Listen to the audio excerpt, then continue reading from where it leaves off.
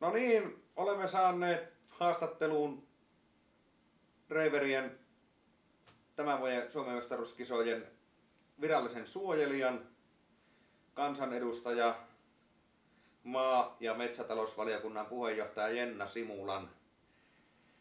Kerropa Jenna pikkusen omasta taustasta harrastuksen parissa. No tosiaan mä lähdin harrastamaan metsästystä joskus 2015. Suoritin metsästyskortin. Sitä ennen koulutin omia Amerikan Cocker Spanieleita metsästyskäyttöön, eli se tuli niinku tavallaan koirien kautta se metsästysharrastus sitten. Ja tosiaan Amerikan Cocker Spanielit on itselle se sydämen rotu ollut aina ja on myös kennel-nimi itsellä, mutta valitettavasti nykyään tämä harrastaminen on kääntynyt sitten niin, että politiikka vie suurimman osan elämästä ja kaikesta ajasta, niin sitten valitettavasti se haittaa harrastuksia, eli metsästys on vähän vähemmällä, mutta sitten on ilo aina päästä tällaisiin tapahtumiin mukaan ja eduskunnan eräkerhon kautta myös metsästelen paljon, mutta sitten toi koirapuoli on jäänyt vähemmälle ja agility on jäänyt esimerkiksi kokonaan pois, että harrastamaan ei oikein koirien kanssa enää pääse, mutta aina välillä kuitenkin. Kyllä, eli sä oot kuitenkin nyt aikuisiällä kohta 10 vuotta harrastanut metästystä, että tiedät, tai on se sama kokemus kuin meillä muilla ikätovereilla ja suunnilleen tiedetään, että missä mennään ja mitä tehdään. Sä oot tosiaan ollut tänään tuolla maastokierroksella mukana ja ihan pakko sen takia kysyä, että onko reiveri millään lailla tuttu rotu ollut ennestään? Itse asiassa ei juurikaan, että mulla on tällä hetkellä semmoinen projekti ollut tässä monta vuotta jo etsiä niinku uutta koirarotua, nimenomaan metsästävää koirarotua, mutta mä oon vähän semmoinen, että mä voisin ottaa jonkun yhden hirvikoiran ja sitten voisi ottaa yhden ajavan koiran ja sitten voisi ottaa jonkun noutajan ja ehkä yhden seisojankin ja sitten vielä jonkun uuden spanielin.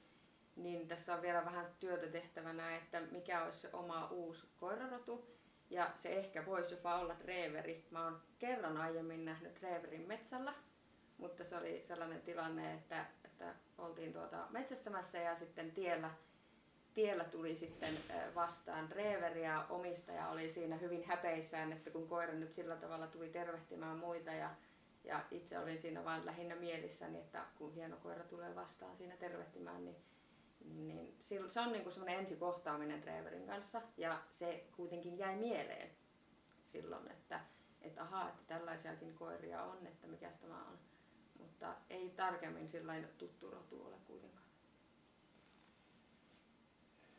Okei, eli se tosiaan kerran olet kohdannut, no tänään olet ollut päivän ylituomariryhmän mukana maastokierroksella. Miltä se päivä vaikutti ja miltä se tuntui?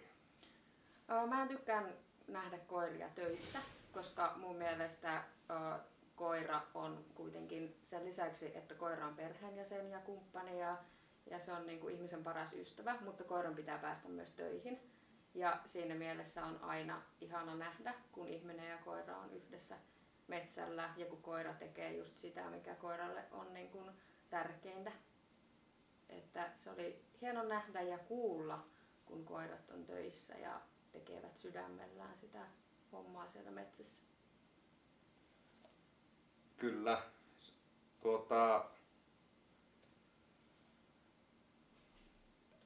On pakko kysyä, kun sinäkin nimenomaan olet, ja nimenomaan sinä olet meidän valtion maa- ja metsä, valtion maa- ja metsätalousvaliokunnan puheenjohtaja ja tämä asia silloin liippaa hyvin lähelle sinua, niin mitä olet tällä hetkellä mieltä meidän vallitsevasta peto- ja varsinkin susitilanteesta ja varsinkin suhteessa metsästyskoiriin, mutta ennen kaikkea mitä olet mieltä tämän hetken susitilanteesta ja suden käyttäytymisestä? Siis ylipäänsä Suomessa suurpetopolitiikka on tällä hetkellä todella huonossa kunnossa, mutta tämänhetkisellä hallituksella on todella hyvät linjaukset ja yhtenäinen niin kuin, käsitys siitä, että mikä on tilanne ja mitä täytyy tehdä. Meillä on hallitusohjelmassa tiukat kirjaukset siitä, että suurpetojen sekä suden, karhun että ilveksen kannanhoidollinen metsästys tulee turvata lainsäädännöllä. Tässä on nyt nähty ikäviä tilanteita, jos mietitään tämä, että karhuluvat on kaatunut oikeudessa. Se ei ole lainsäätäjän tahtotila ja tilannetta täytyy lähteä muuttamaan. Se vaatii sekä EU-vaikuttamista, mitä hallitus on tehnyt jo kesäkuusta lähtien, mutta sen lisäksi se vaatii myös kansallisia toimia.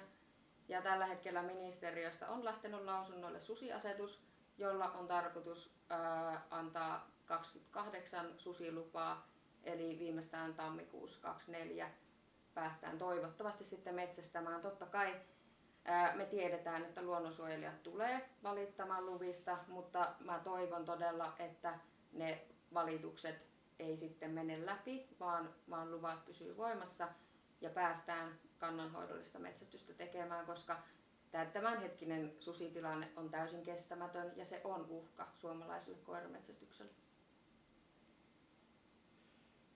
Kyllä, allekirjoitan näkemyksesi ja me todella toivomme, me kaikki toivomme todella, että tämä kannanhoidollinen sudenmetsästys päästäisiin toteuttamaan, koska